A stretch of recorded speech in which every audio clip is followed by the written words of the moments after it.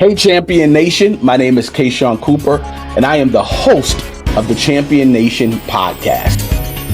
Before we jump into today's episode, can you please do me a favor? It would mean so much to me if you can scroll down and subscribe so you don't miss any of our episodes.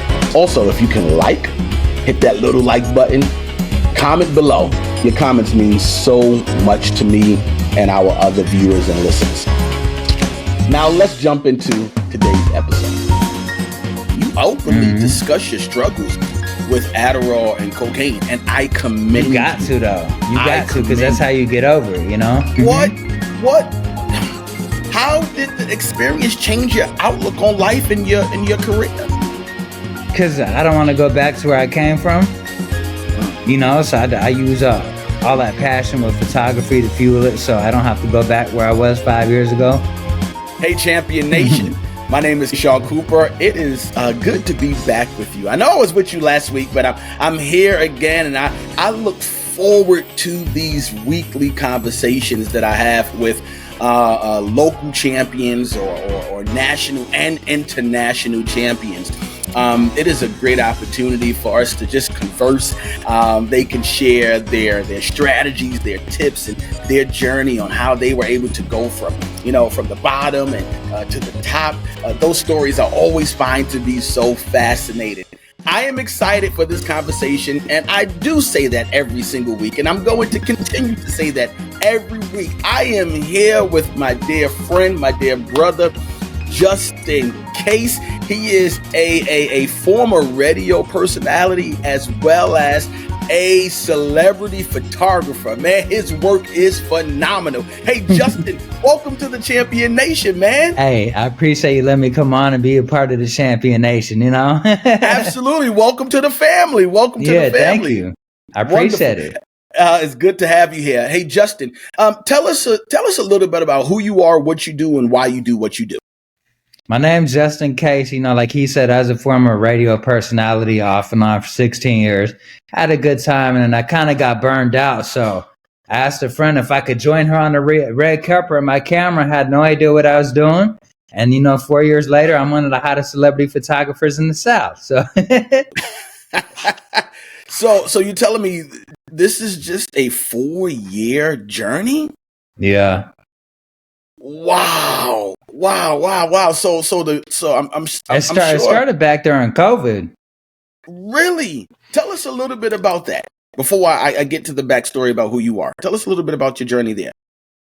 I was just bored, and I really didn't. I mean, I had a camera. I didn't know much about it. So I went out there taking pictures of cars, trains, bugs, stars. You know what I'm saying? And then COVID shut everything down. But I noticed that they still was doing red carpets.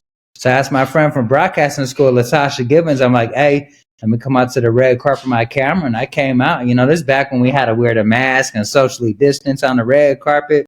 You had to get tested for COVID before every event. I mean, it was a lot of fun, but that's what I did during COVID. I studied Instagram. Now I got like 256,000 followers. I studied my camera. And I guess the work paid off. I guess. Yeah. Hold on. So Natasha, she had to trust you. I mean, did y'all have a friendship before? Did you send her some of your work? How'd she just say yes? We went to broadcasting school together in 2005. She been my sister for a while. I got it. Yeah. So there was a sisterhood and a brotherhood there. Yeah. Okay. I said, I'm going through divorce. I'm kind of stressed out. I want to do something different, Get back on the scene. Yeah.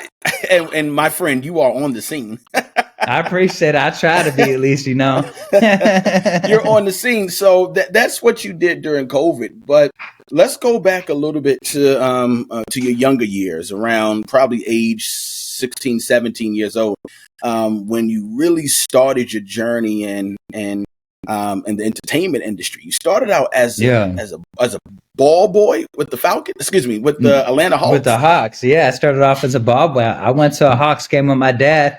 I seen the little kids running around on the court, getting the players Gatorade and picking up their, you know how they like jump in the game. They throw the jerseys on the floor. Yeah. They's running drills with the players. So I asked the security guy, I'm like, hey, what's that job called? He's like, it's a ball boy. So he gave me the number to the office. I kept calling. The lady wasn't telling me who to speak to. I kept calling. Finally, she just gave me the guy's name, Pete Raduvalik. I kept calling him, no reply. And this back in the day when we didn't have email, all we had was fax machines and regular, mail. I mailed him the same letter every day for like 6 months. And he finally called me on the phone, like, stop messaging me, stop sending me stuff in the mail, show up, tell me what size you wear. And there I was at Georgia Tech University, and my dad get my gear for the first game. That is so cool. How did that experience influence your career path? Because what I heard right there was you advocated for yourself as well as you were pretty persistent. So how did that influence your career? Because I was hanging around, like I met Ryan Cameron his first year on the radio.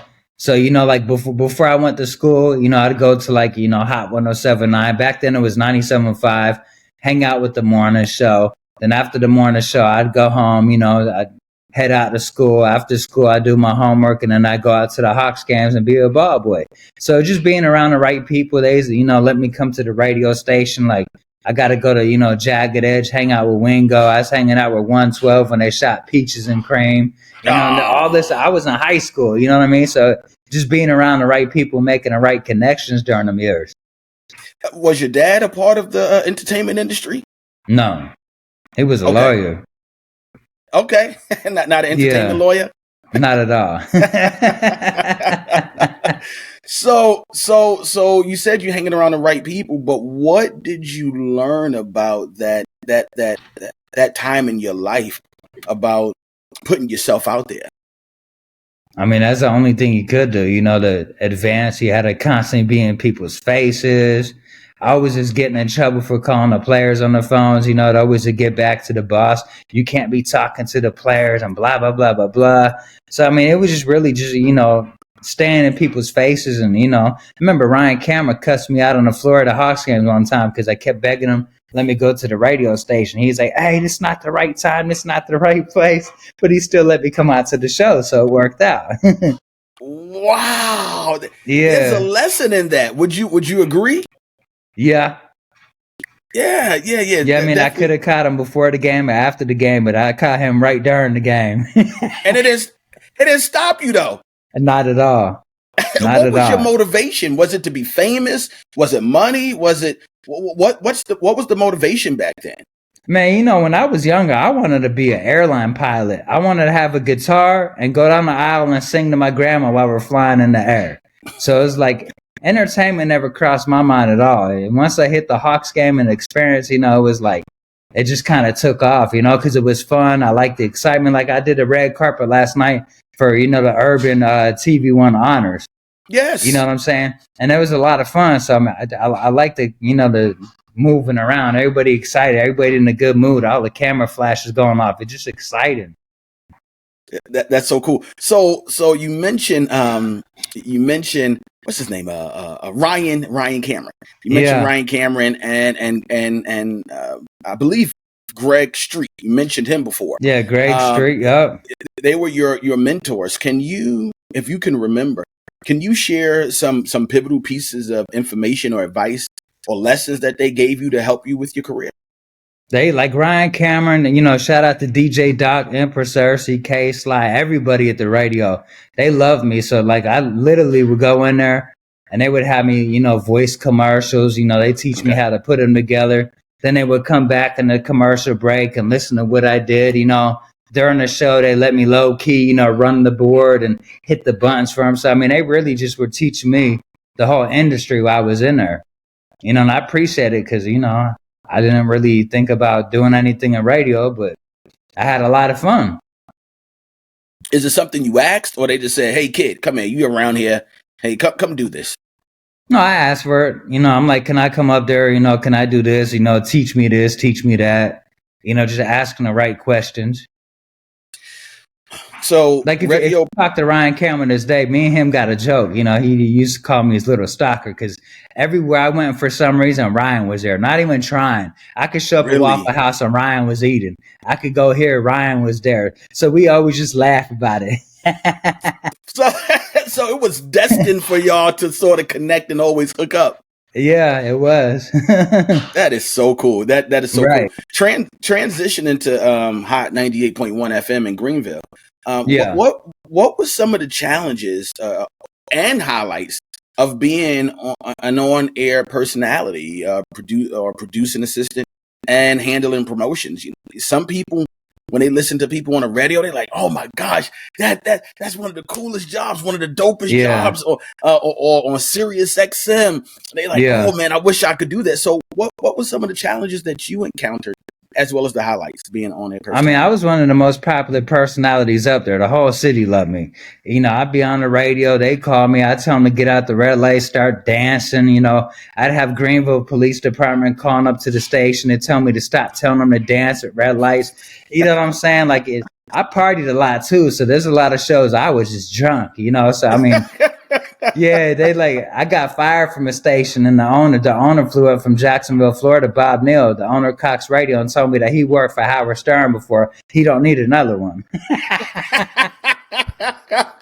Like, no, man. No, Yeah. no Howard Stern, please. Right. So those were the I still highlights. laugh about it. Actually proud about it. Like, who gets told, you know, use like another Howard Stern? Like, you actually flew up just to tell me that? Like, I must have done something right, you know? Hey, Justin, that's not a bad comparison. No, it's not. It's not. So, I mean, I didn't get pivotal as he did, but I mean, I knew how to ride that fine line where I knew I wouldn't get in trouble with the things I say. Right. So with riding that fine line, what advice would you give someone that's looking to move into or pursuing on-air personality?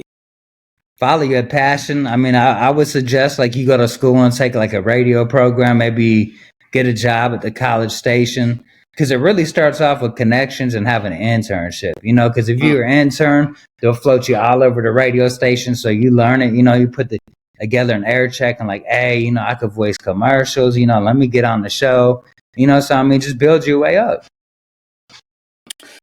Speaking of building your way up, you co-founded Zaytoven? Zaytoven Radio. Yeah, Zaytoven Radio with Humble B. That was a significant step in your career. What inspired you to do that venture? Matter of fact, that's like a week after I got fired from 98.1. I was back in Atlanta. And then I went to Connecticut School of Broadcasting. So I was always over there making different demos and trying to find another radio job.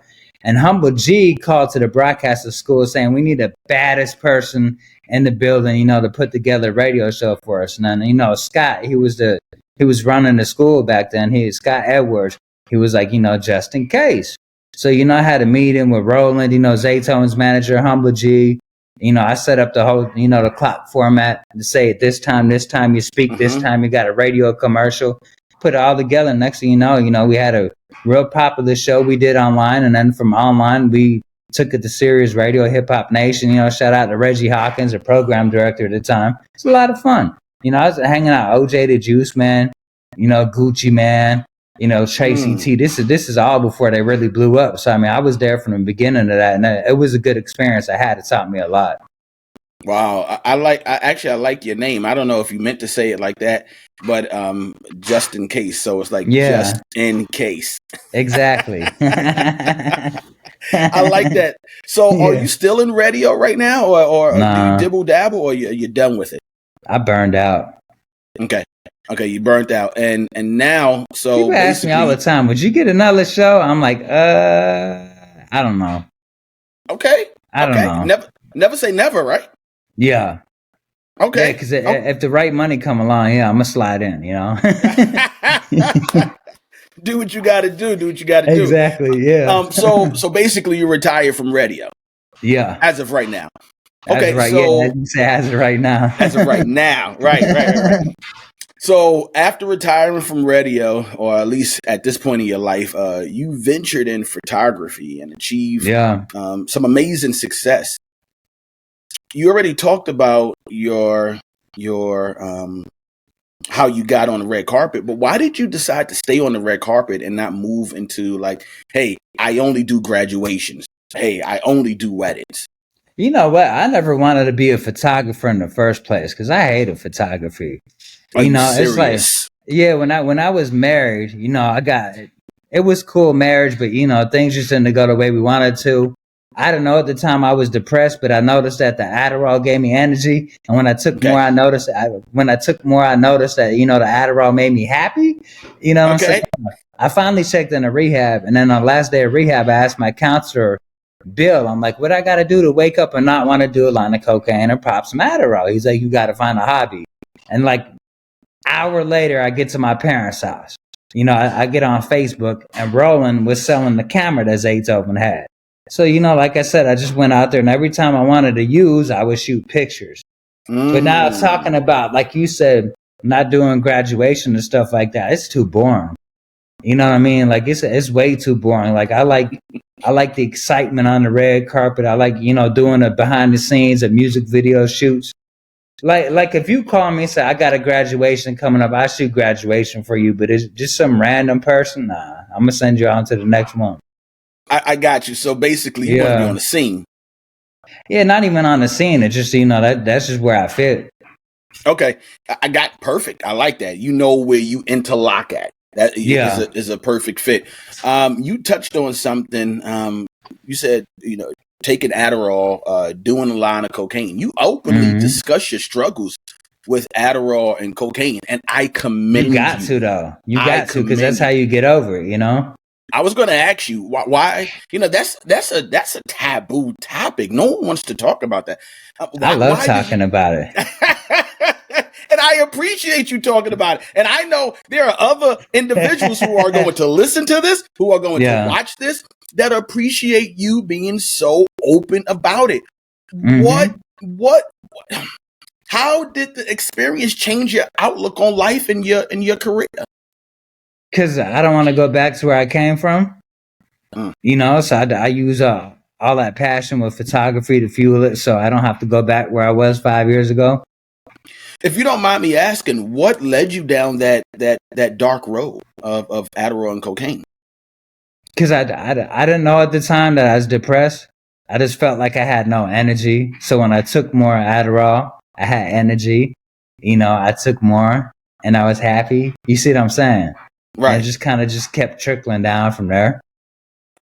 So let me ask this question: were you not getting the same effect from the Adderall? That's what led to the cocaine? No, when I was out of Adderall, I'd go to cocaine. Okay.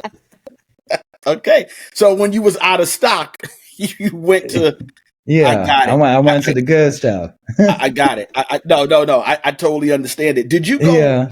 what made you go to rehab? Was it smack dab in the middle? Did something happen to your family? Did you get into a car accident? Did your family leave you? What happened? What made you go into Mm-mm. rehab? I don't know. I just was at my parents' house and I was just like, "Hey, I need to go to rehab." My dad was like, "Well, find a rehab." And at the time, you know, the marriage wasn't the best. I was stressed out. So when I went there, they was like, "Hey, you want to do 90 days?" And I was like, "Ching, I'm going to Marriott for 90 days." You know, it felt like a vacation for me. So I really went to rehab to get away from the situation I was at. You know, like I even Ah, asked them, "Can I do 360 days?" Because I wanted out of the house. wow. Yeah. Wow. Wow. So anytime I But I mean, talk it to, was a good thing I went though. yeah, I'm glad you went to, do you think if you didn't, let me ask you this, where do you think your life would be if you didn't go? Probably dead with a heart attack. Wow. Wow. Did you see it on the horizon coming up? Nah, I would just take too much. Okay. Okay. And you know, all Okay. that stuff, you know, Adderall, cocaine, coffee, monster energy drink. You know, I was all day long. As they say, you were geeking. I was hard. Wow. Well, it seems like you just a naturally happy person, though, a naturally giddy person. I always been this way. Very good. Very good. Yeah. Um, uh, how did you know that the strategy was going to work when you felt like using? You would take a picture. How did you know the picture would cancel out the using part? I don't know. I would just follow what he told me to do. And I mean, over time it worked. So it's like if I felt like going to find something that, I used to suck on my Adderall. So if I wanted to go find an Adderall to suck on, I was like, I just go get the camera, go outside and take pictures, Wow. And it's like it kept my mind occupied where I kind of lost that thought and I was, focused on something else. It's dope how you say that because we had someone on the show a couple of weeks ago, and she suffered from depression and an eating disorder, and she talked about the power of distractions. When things would come up like that, the positive power of distractions, and it sounds like I'm hearing the same exact thing. It's the same thing. It don't matter what it is. You could have eating problems, you got porn addiction, gambling addiction. It's all the same thing. You got to have distraction, Yeah. Because we all addicted to something. Something, right? Something, right? Either negative or positive. Something that's either going to take us down a rabbit hole or maybe encourage us and push us in the right direction. I think my rabbit hole was fun, though. I didn't really have any downs with it. I'd be outside at 3:00 in the morning with the desk lamp, wheelbarrow, cement, stones, making flower pots, neighbors driving by, 3:30, I'm out there. So mine was just more like stupid stuff like that, My neighbor, I was just talking to my old neighbor, when I was up there in South Carolina today. He's like, hey, I see you went up to Jersey, did an interview this week for a podcast, and I just started laughing. He's like, do you remember when you'd call me like 5 a.m? And he was a school teacher. He still is. I used to call and wake him up like, yo, I got the fire pit going. I got beers outside. And he's just like, wide awake. Do you see what time it is? Like, what are you doing? It's 5 a.m. So me and him are laughing about that so hard today. Just, I don't know. It's just stupid stuff like that, Yeah. But I'm glad you made the right decision to push past that. What advice would you give someone who is, down that rabbit hole? They doing lines. Don't be scared. Of what? A lot of people are scared to get help because they unsure of what the future, beholds. So, you could get out there and change your whole life and make it even my life like 4 times better than what it was. And I didn't even realize it, Wow. Because I have them days where I'm tired. I'm like, man, I wish I had a little something, But right. I just move around the house and start cleaning and it goes away, Got it. So that urge still comes up? Yeah, I wouldn't say the urge, but the thought. The thought. Okay. And then you use the power of positive distraction to cancel, to replace that thought with a different thought, which leads to a different action. Yeah, because for some reason rehab's scary, But if you get out there, you check in, you get help. Like you can rebuild your life and make it a better life than what it was before. Because either you're gonna end up in jail or you're gonna end up dead. Which one you want, Yeah. You only have 1 or 2 choices. That's it. Yeah. That's it. As a celebrity photographer, what are some of the current projects you're working on or future aspirations? I'm always, we text each other, hit each other up. You always got your hands in the pot of something, man. So what you working on right now, or what is some future aspirations? Right now, I'm trying to find funding, investors, sponsors for my documentary called From Rehab to the Red Carpet. And basically it talks about like my backstory, childhood, working for the NBA, addiction, how I got past that to what I'm doing now with celebrity photography. And that's why I chose the name From Rehab to the Red Carpet. So that's something I'm working on right now. I just need to get some funding for it. As you've seen the trailer's, dope. The trailer's fire, bro.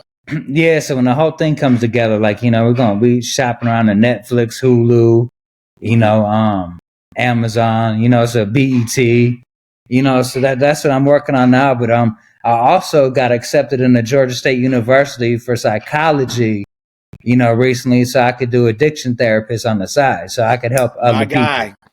My guy, congratulations. Thank you. And I got a nonprofit called Addicts with Voice that help people get the rehab, help them get the sober living, help them get the care they need afterwards, like counselors, therapists, and things of that. So, I've been on the ground trying to get that up and going too. That's so dope. Man. I'm proud of you, man. And when it comes to photography, I don't talk about what I'm doing next because then everybody's gonna try to copycat. You know, you got to keep tuned in. I get it. I tell you, you know what I'm saying? But like you guys just got to keep tuned in on, Justin Kase photo IG. You could watch this story right there. all day long, because you posting all day long. Let me ask you this, Justin. What does it mean to you to be a champion? In your heart of heart, what does it mean to you to be a champion? Be alive, healthy, happy, doing what you love. Because there's a lot of other things in life you could be doing, but as long as you're happy and you maintain and got a roof over your head, you eating like you a champion. You're already winning. Already winning. Where could our visitors and listeners connect with you? Once again, go to my Instagram, Justin JUSTIN KASE photo PHOTO. You could just send me a DM, and I respond if you DM me. So it might take a few days because you're gonna get filtered, but I think it's after 5 days you come out the filter. Wonderful. So, and I usually do check once a day to see if anybody I know message me, because sometimes my friend will want to get sent to spam for some reason. So, I'll respond back whatever you need. You need to book a photo shoot, whatever. Let me know. Ladies and gentlemen, his work is phenomenal. Do you only do work here in Atlanta, Georgia area, or do you travel? I'm all over. I was up in Richmond, Virginia a couple months ago with one of my clients, Trey Chaney. He did a soundtrack to it. It was a documentary, and it was about what was it about? It was about nurses during COVID. Okay. And it was super cool, So I got to shout out to Robin Roots. And they flew me up there, put me in a hotel. I shot pictures for the premiere, and I had a blast. So I'll go anywhere the money's at. I hear you, bro. I hear you. Yeah, that's so dope. I'm really proud of you, Justin. Justin is doing amazing work. Champion Nation. This has been an amazing conversation. Justin opened up about his addiction. And like he said, we all are addicted to something or another. Even if it could be food, drinking, it could be driving car, whatever. Everybody got an addiction. Fast, driving without a seatbelt, whatever it is. There is something there.